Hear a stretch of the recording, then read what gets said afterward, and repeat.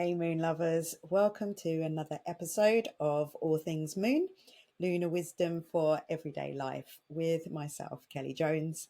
This is episode number 27 and I've called it How Can Astrology Make Sense of the Circus? So as you can see, if you're watching me on video, sorry if you're just listening to me on audio, you won't be able to see this, but I am in a different environment. I have brought myself down to my writing sanctuary, which is my mum's caravan, after having much time off from being able to actually sit and concentrate and writing my book. It really was time this week, and I'll tell you a little story in a moment that has ended up bringing me here. But one of the things that brought me here was yesterday. I had my beautiful poetry circle with some lovely ladies that I write poetry with once a month. And that place is just near to my mum's caravan here. So it was a perfect opportunity for me to come down, get some peaceful time, although it is a holiday park and it is still the weekend. So apologies if we get any disturbances and outside noises from here. I also have not got my super duper fast fiber internet that I have at my house. So hopefully this will go okay. I think the video might be a little bit laggy, but apologies for that. I will do my best. Not in my normal surroundings. So it's taken me a little while to work out how to set myself up in here. But I've actually got more space, which is something that's making me realize that I need to address at home. Is I'm always struggling with my tiny little desk and that little space that I have. So maybe it's time to get a bigger desk. Anyhow, how was that eclipse for you? So on Wednesday, early hours of Wednesday morning UK time, we had all across the world, we had a full moon partial eclipse in the sign of Pisces. So I know, for just going on my own evidence and evidence from others that have contacted me, it's been quite an emotional one. Pisces being the most watery of us all out there. So if you had an emotional full moon eclipse, just forgive yourself and just, know that this was all coming up so that it can leave and we can leave behind what no longer serves us. So one of the lower expressions of a Pisces moon with that strong Neptune influence that we had, because the moon was conjunct Neptune throughout that full moon, is a slightly weakened or lowered immune system. And after our party holiday in Sardinia, both Tom and I have had post-holiday colds. Mine has cleared up quite considerably fast. I haven't suffered too much, but poor Tom has really suffered this week. So, these things that get sent along as seeming challenges can sometimes be gifts wrapped in sandpaper, as I always say. So not having a van to go to work in, because the van is needing a complete new engine fitted to it. So we're not sure when we're going to get it back. We, couldn't work for a few days, which gave us time to rest. And the Pisces energy, Pisces can represent kind of health issues that might include blood pressure problems, disorders of the feet, which is why I recommended reflexology. And I still have a reflexology session to use up, which I won in a bid in a charity auction a while back. So I must remind myself to go use that. But it can also cause a bit of dizziness and susceptibility to chesty things, coughs, and sort of phlegmy, chesty, wet, damp illnesses. And that is exactly what we have had in the past week. We've had, like, these awful chesty coughs, and mine has cleared up quite well. Um, but I have noticed we have done 2 days of gardening this week, and we had to work out of my car. So we can't take the lawnmower, but we've fitted as much into my car, and we've done as much as we could in 2 days, Thursday and Friday, that we could. But I did notice in bending down and standing up again, I have a tendency towards low blood pressure, and I had a few dizzy moments. So if you've experienced any of these physical symptoms, just know that they are passing transits. They are likely to happen more when we have these type of energies. So all a sign to take better care of yourself and to stop and notice yourself as well, to give yourself an opportunity to say, right, I need to rest. I need to address how I'm taking care of myself. And that's what it's done for me. And I had set myself a goal because next March, my Strala yoga teacher, Tara Stiles, is coming over to London for the first time in a long time. And looking back over and towards when the last Pisces eclipse was, I look back in my photographs, and I really recommend that you do that. So have a look to see when the last time an aspect happened and see what you were up to that time. And I look at my photographs to remind me, because we tend to take photographs of the good times and not the bad times. So we haven't got to go over and process all that bad times. But what was good, what was happening. And I look back to 2016, and I could see that at that time I had set up the Self-Love Club. I was running self-love workshops. I had got really heavily into Jiva Mukti yoga, which is a very devotional type of yoga. And I was actually dating Cancerian men who did yoga, who taught yoga at the time. That was part of my journey. And that really, I really dived deep into feeling better, being like a project, being weller than well, because we tend to think that we're well because we're not ill. But there is a place that we can get to. But I would call it a peak place, because the whole of life is peaks and troughs. And that was definitely a peak time for me. So the fact that I've actually set myself a goal of March 2025 of getting back to that sort of peak point of feeling great again really ties in really well with this eclipse that we've just happened. A nice reminder of how we can feel if we put our minds to it, if we remember ourselves. On October the 1st, I'm actually starting teaching again at a brand new studio in Chelmsford called Studio Libra. I'm very excited about that. I'm going to be teaching a Pilates class on the very first day that it opens, and I'll be teaching a Astrology yoga class there on a Friday morning. And I'm looking forward to, as much as anything, walking with my yoga mat on my shoulder to work, but also being in that environment that encourages you to really notice how you feel and to take care of yourself. And Studio Libra is all about equilibrium. Their values are that of Libra, the sign of Libra, about balancing our relationship with others, but with mostly with ourselves. So what else can I tell you about? So that Neptune energy that we had surrounding that full moon. So they call Neptune the modern ruler of Pisces. The traditional ruler is Jupiter, the planet of expansion, but Neptune was very much involved in this one. And it's the planet that's associated with dreams, with intuition, the mysterious depths of our subconscious mind. And when the moon and Neptune come together in the watery, dreamy sign of Pisces, it can be like being in a dream within a dream. So if you've been having lucid dreams recently, that would be why.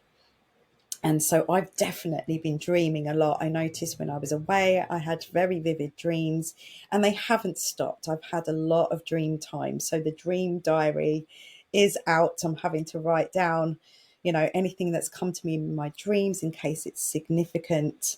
But also this is highlighting a deeper intuitive time, an exploration of the depth of our emotions, that bottom of the sea, and, our aspirations, the things that we have within us that we've yet to come out and bring out.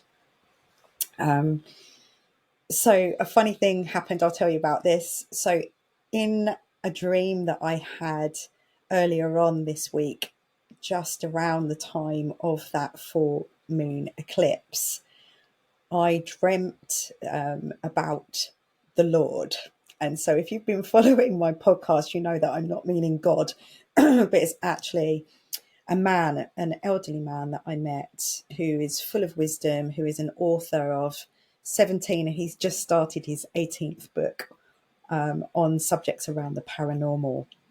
And he is mentoring me. And I had a chance meeting with him right here at this caravan park. But it turns out that he's actually a lord officially. So I call him the Lord so that you know who I'm talking about. But he popped up in my dream. And I can't remember the whole of the dream, but I did remember him being there in my dream. So I went to my inbox to see if I had any emails from him. And it just so happened, wouldn't you know it, that he had emailed me. And the email started as, "Hello, Kelly. This is your subconscious speaking. Oh, this is your conscience speaking. This is your conscious speaking. How is the progress with the book?" So now you know why I've ended up coming down here and getting on with writing. So after I've recorded this, I'll be going back to my writing, and I'm writing a book around all things moon so that I can share how following the moon phases and really diving deep into astrology has really helped to save me in very dark times in my life. And what's the point in keeping it to myself? These things happen to us so that we can help others, not just ourselves. So I'm writing this book to find another way of serving you. So whether you listen to this podcast or whether you're into reading, you'll have some tools available to you, which I would love to share with you. So just as the moon influences the tides, of the oceans of the earth, it also stirs up the currents in our inner ocean of emotion, our inner selves. So the moon symbolizes our emotions, our unconscious, our instincts, our inner compass, if you like, and it can help to guide us through life's ups and downs, twists and turns, our light and our dark sides. And with Neptune involved, it can almost act like a dream weaver. So it can help us to craft and explore our deep inner desires and our dreams and our fantasies, and help us delve into our subconscious and reveal all our gifts and treasures that lie deep down in our own ocean. So this sounds a little bit poetic, but I was at Poetry Circle yesterday, so forgive me. So, it's like sparking a conversation with our internal selves, and hopefully heightens our intuition and gives us a chance to rewrite our own story to become the co-author with the universe of our stories and of our destiny, because astrology, the planets, they are to do with fate, but fate is really all about the choices that we've made and what has resulted from them. But our free will is our chance to make different and better choices. And the more we know and understand ourselves, the more it can help to make sense of this circus that we find ourselves in. So, what's happening this week? What's happening this week in astrology? So, this weekend, as I'm talking, Venus has been in a square to Pluto, and Venus will be entering the sign of Scorpio. So, she's currently in Libra and she'll be entering Scorpio tomorrow. And while she's been in this square with Pluto, we can think that Venus and Pluto together can kind of complicate and intensify our feelings around relationships, particularly. So it's not maybe just our general mood and feelings, but how we actually show love, how we show affection, and can sort of highlight and intensify any ways that we try to control relationships, how we try to manipulate things through our fears and insecurities. So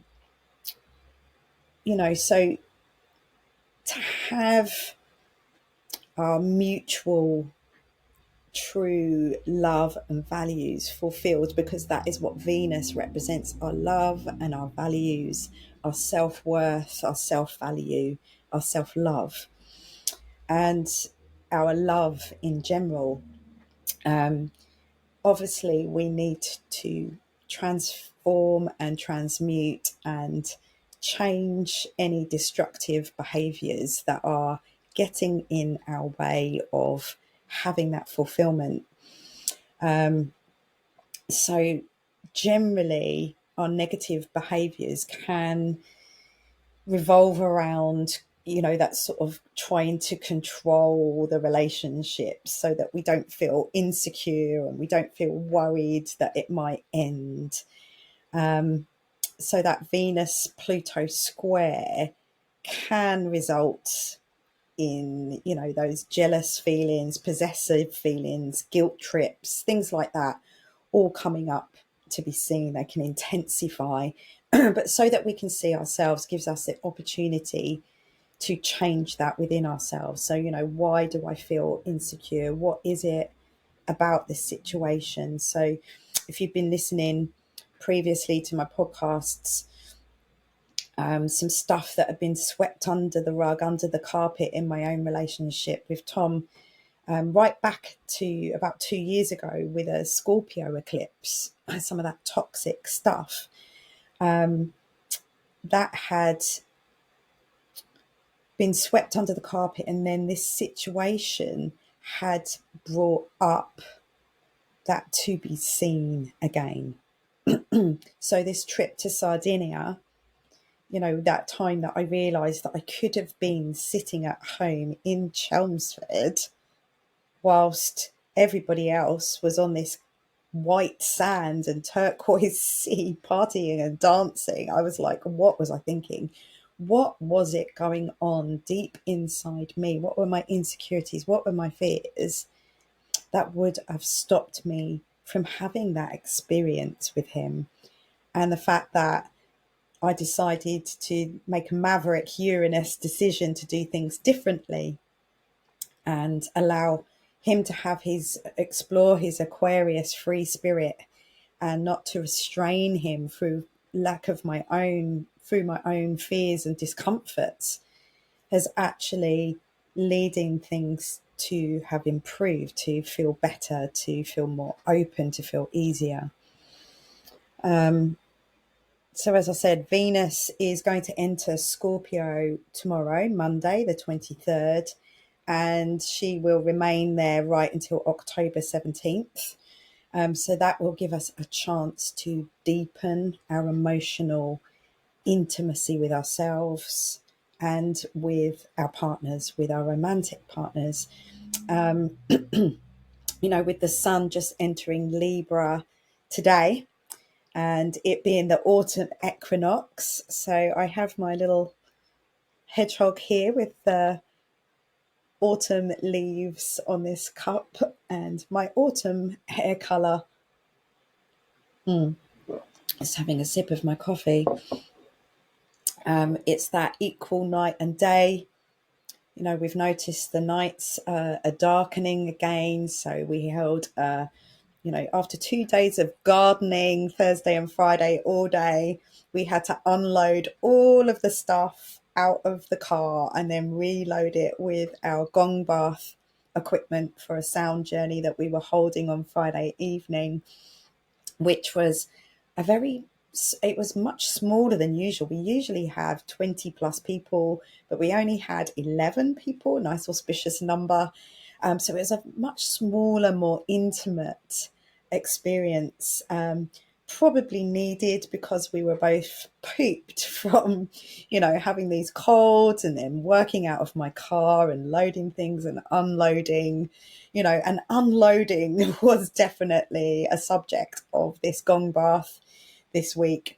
But we noted that as we started the gong bath, all our lovely lights that we have that we've not really been able to use for much ambience in the past couple of months because the nights have been light, and suddenly it was dark at the start of the gong bath, and it gave that lovely atmosphere with the lights and real nice intimate feeling for everybody. And I've had reports back from at least 3 people who I know are Cancerian and Pisces people who experienced a wonderful gong bath experience, and then the next day a real release of emotion, really dropping down into that emotion, triggering some of that stuff that needed to be released and stuff that is no longer serving us. That's what eclipses are for. And so that gong bath sound healing and frequencies, what it does is it helps us to restore some equilibrium so that we can start to heal and release what we don't need. It's not us doing anything. We are just facilitating the space for you to come to lie down and help yourself to heal yourself. And the vibrations and the sounds of the gongs and the singing bowls and the drums helps that to happen. One of my friends, it was her first time, and she said the sound of the drums sort of took her into a past life regression experience, that tribal feeling coming up. So, back to that Venus in Scorpio, Venus square Pluto, Pluto being one of the modern rulers of Scorpio, even though Mars is the traditional, this is very Pluto feeling that we have as we arrive with Venus in Scorpio and the Sun in Libra. So relationships most definitely will be in the spotlight for the next few weeks. And, using your power to force someone to love you will ultimately end badly. So, gaining some self-awareness and letting go of those controlling or maybe manipulative behaviors that we don't even see them as manipulative. And remember, we do have Mars in Cancer for the next few months as well, which is that passive aggressive behavior. So, and I know that I have tendencies of that myself. So, give yourself the chance to notice yourself and forgive yourself for any of these things. They are natural things that we do, and to admit to them, to talk about them, to release them, to forgive ourselves for them is part of the process of making things better. Doing things in a better way and transforming how we give and receive love is all part of the next few weeks' energies. And I will sort of elaborate on that subject as the next few weeks go on. I was listening to Yasmin Boland yesterday on her Moonology podcast, and she was interviewing an intuitive astrologer, a psychic medium called Natalie Miles, and she was talking about experiencing what is to come astrologically without necessarily knowing the astrological aspects before they happen, and seeing them almost synchronously play out. And this had me realizing that I experience exactly the same thing. I wouldn't call myself a psychic medium, but I'm definitely highly intuitive.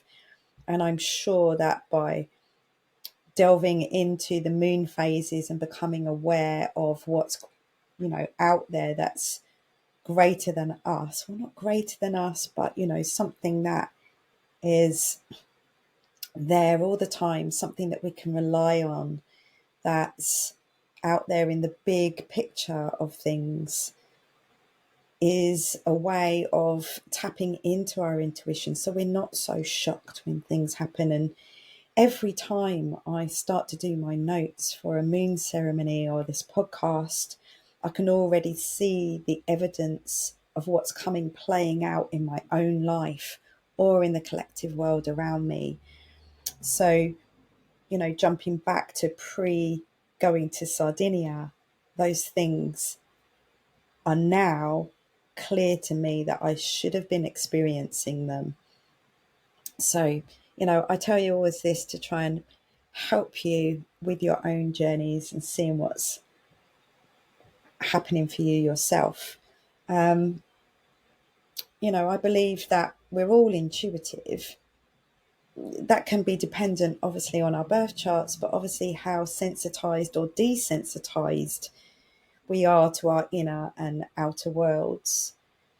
And again, becoming aware of the moon phases, aware of the astrological cycles and energies, and of course, getting into our own bodies, however that works for you. For me, my choice is Astrology yoga, to stop and notice how I feel, sensitizes myself to how I'm feeling and also to what's going on around me. And the more we get to understand and know ourselves, the better we can make sense of the circus of the world that we find ourselves in currently, because it is like a crazy circus. Just finally, I came across this guy today whilst looking for examples other than my own to share with you. And I came across a book called The Circus in My Head, A Madman's Path to Astrology by Matthew Keller. I'm yet to read it, but I'm definitely going to read it. And he describes himself as a wild ass Yahoo who enjoys drinking beer and smoking pot, and has had a harsh and dysfunctional life, which ultimately led him to feeling suicidal despair. And I'm not going to lie, I've been in that place myself, which is why I share with you how and what has saved me. And he describes how, in a determined bid to become a better fisherman, he studied the moon phases and how it began to touch him so personally. It somehow helped to explain his less than fortunate life so far, and he became infatuated and couldn't stop. So he's become an astrologer, and never once had anything opened his mind or his soul like the stars did. And that really resonated with me. That really is how it has worked for me as well. So, in this world of polarity and confusing messages, particularly after the Neptune energy that we've just had, which creates a lot of illusion and disillusion, the stars and the planet are something constant for us. They're non-judgmental, and they bring us some kind of clarity on the situation and some kind of relief that nothing else I have yet to find does. So I'm going to pull us a card. I came without cards, but then I realised that after I did a moon ceremony here a few weeks ago, one of my lovely ladies lent these to me, the Dreamtime Oracle cards, Australian cards by Laura Bowen. So they're Australian Oracle cards. So I'll just see if we get a little message come out for us today. And just whilst I'm shuffling, my next moon ceremony, will be on the 2nd of October. That's a Wednesday evening, and that'll be the new moon in Libra, where we have another eclipse, a solar eclipse. And if you're watching me on YouTube, please press the like button and subscribe and share and help to get this message out, because as I say, you know, it's not just for me. It really was the point in doing it just for me. This is to get it to as many people as possible. So what did we get? Here we go. So the ocean, the surrender card. Need I say more? Never fails to amaze me how the cards always show us what it is that we need to know most. Surrender, the ocean card. And we might just about have time. I'm just going a little bit over time here. But we might just have time to read out a little bit deeper meaning of this card. Let's put my glasses on. So in the natural light today, no ring light, so no glare in my glasses. So Australia is a huge island continent surrounded on all sides by the Pacific, Indian and Southern Oceans. People the world over flock to its beaches to enjoy their golden sand and beautiful clear turquoise waters. So I couldn't make it to Australia this year, but I have made it to Sardinia. The ocean is powerful, and at times its waves can seem scary, and at other times the waves are gentle, cleansing and refreshing. Salt water is great for cleansing your body and your auric field. I highly recommend salt baths. You often feel lighter, sharper and more attuned after spending time bathing in the ocean's healing waters. The ocean represents turbulence, changes, waves of power and quickly changing environments. Sometimes you are being challenged to ride the waves of power when you feel them approaching. There will also be times when you find yourself in calm waters, light-hearted and free. This card asks you to surrender to the power of the ocean and let yourself drift, allowing the waters to heal and cleanse you. A time of great power is upon you. Situations will move quickly, and you may feel like the ground beneath you is slipping away. And as we know, everything that's built on sand is slipping away right now as Pluto goes through Capricorn for its last time in our lifetimes. Now is a good time to indulge in long swims in the ocean or soak in a salted bath. So there we go. I look forward to talking to you again next week. All things moon, blessings to you. Please do contact me if you have any stories or have any questions, and I'll see you all next week.